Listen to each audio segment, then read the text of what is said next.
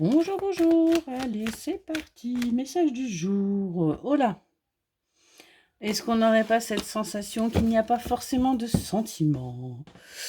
Ouais, on a quelqu'un là qui est dans la colère, qui est dans la rancune par rapport au fait que pour vous, votre autre ne vous aime pas. Vous êtes en train, vous, d'abandonner. Vous êtes en train d'arrêter. Ok.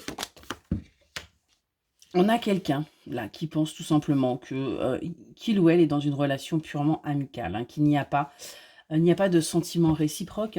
Et on voit que c'est quelqu'un qui décide là d'abandonner, de couper avec cette relation, de couper avec cette sensation, parce qu'on a bien un manque de communication, hein.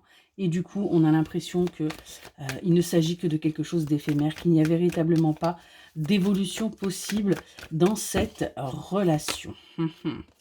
On a bien une attirance physique et c'est peut-être aussi pour ça que vous pensez que c'est que quelque chose d'éphémère, qu'il n'y a pas forcément, que ce n'est pas forcément voué à durer.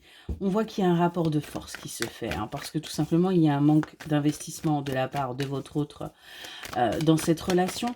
Mais on vous dit qu'il va y avoir une opportunité là qui va bouger, qui va vous permettre de prendre conscience que votre autre est bien là, sincère, fidèle, qu'il a bien des sentiments et que oui, l'histoire est bien possible, qu'il y peut bien y avoir un happy end parce qu'on a bien un amour sincère et inconditionnel. On a bien quelque chose de très très fort. On voit que vous avez besoin de tendresse, vous avez besoin de sécurité, vous avez besoin véritablement que votre hôte prenne conscience de cette connexion ou peut-être tout simplement que votre hôte communique un peu plus par rapport à cette connexion que vous pouvez ressentir et qu'il y ait tout simplement des projets qui soient posés, hein. Vous avez besoin qu'il y ait quelque chose, un projet, un nouveau départ, une nouveauté dans votre couple. Pourtant, on vous dit bien que votre hôte pense à vous et pense à ce foyer, pense à cette famille, pense à ce qu'il a envie de créer avec vous. Mais on a quelqu'un qui souffre émotionnellement parlant. C'est très très compliqué. Et c'est pour ça que quelque part, il ou elle essaye de se détacher, essaye véritablement de garder son indépendance par rapport à ça parce que c'est quelque chose qui peut lui faire peur. Cette personne, vous, elle est tout simplement dans le paraître et vous vous dites que, ouais, il n'y a rien.